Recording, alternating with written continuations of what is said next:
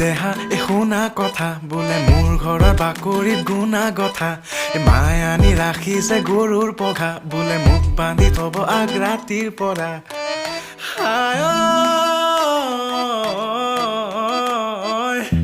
মই বোলে ঘৰতে শুই থকা গাহৰি মোক বোলে দেখি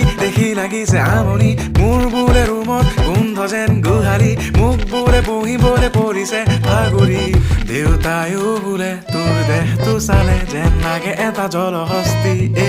তোৰ গাল দুখনে আৰু নোৱাৰে চাগে ধৰিবলৈ আৰু চৰ্বি